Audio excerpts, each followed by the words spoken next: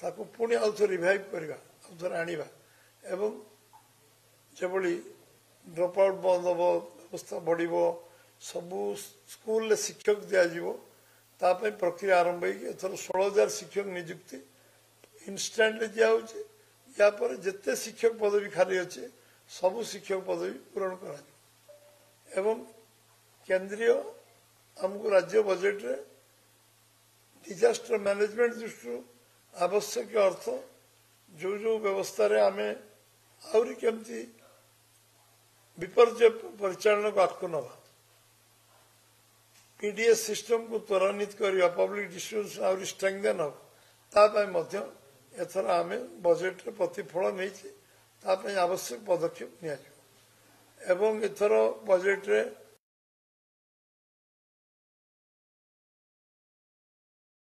लोकों जमती ओडिशा रे भारत 25 कोटी दारिद्र्य सीमा रेखा उपर गले आज भी ओडिशा रे 3,25,00,000 लोक खाद्य सुरक्षा चाउल नौ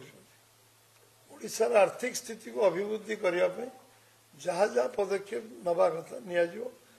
ठेला दुकानी आरंभ करी साधारण चाषी साधारण छोट व्यवसाय कर आरंभ करी जमती मुद्रा योजना आरंभ करी जो योजना क्रियान्वयन इम्प्लीमेंटेशन पार्ट तले थिला किसान सम्मान योजना रे आमे एथर 6 लाख रु अधिक चाषी मान नाम को अंतर्भुक्त करी एवं किसान सम्मान पई आमे सबुटु बजेट रे अधिका व्यवस्था रखी किसान सम्मान पई एवं ये बजेट गोटे लोकाभिमुख बजेट 15% अभिवृद्धि गत बजेट 15% ये बजेट रे अधिक बजेट व्यवहार कराई केंद्रीय बजेट रे हमें कोरापुट विषय में कहबी केंद्र बजेट तो ओडिशा रे ऐतिहासिक बजेट ओडिशा पे 10,000 कोटी टंकार ऊर्ध्व आमको दिखाई केंद्र बजेट रेलवे रे केवल एवं विशेष कथा हूँ सबू जिले में रेलवे कनेक्टिविटी हम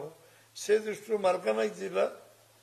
युद्धकाल भितर ये रेल लाइन संपूर्ण होगापी समस्त अर्थ बराद लैंड एक्विजिशन अन्य कम राज्य सरकार करेंगे एवं केंद्र पैसा ये रेल लाइन निर्माण करा आमे मेट्रो रेलवे एथर व्यवहार आहरी आगू नापी भी व्यवहार व्यवस्था चिंता कराऊ किंतु 1,000 कोटी टंका मेट्रो रेलवे बर्तमान व्यवहार एवं रास्ता इंफ्रास्ट्रक्चर दृष्टि रास्ता जो हाइड्रो इलेक्ट्रिक प्रोजेक्ट आमे जो लोक मान को दबु समस्त आत्मनिर्भर हे जो 75,000 टंकार आम सोलार सिस्टम रे से इलेक्ट्रिक जालिए जहाँ बड़ी पड़ो सरकार तक इलेक्ट्रिक किणवे दी पैसा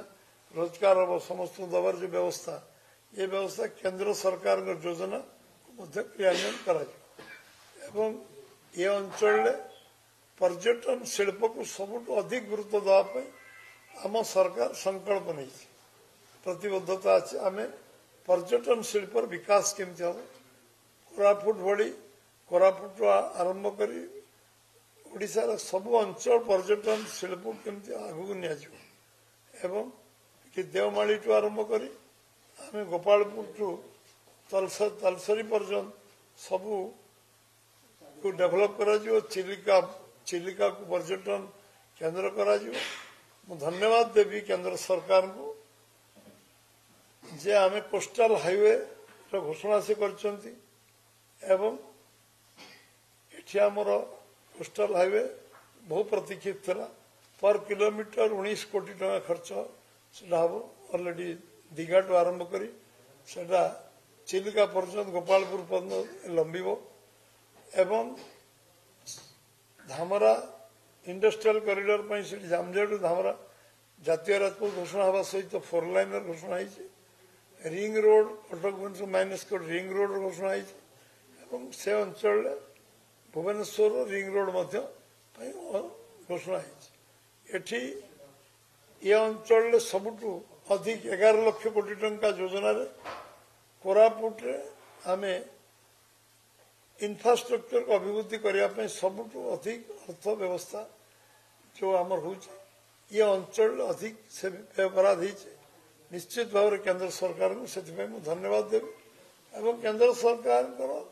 जबली ओडिशा को गुरुत्व दबा एवं आज जिते मेडिकल कॉलेज खोलने को आम आवेदन करूँ से मेडिकल कॉलेज केंद्र आमको अनुमोदन देवाक राजी सबू medical college technology technical college एक खोलिबार कौन अंतर हे शेष मु ये ओडिशार सरकार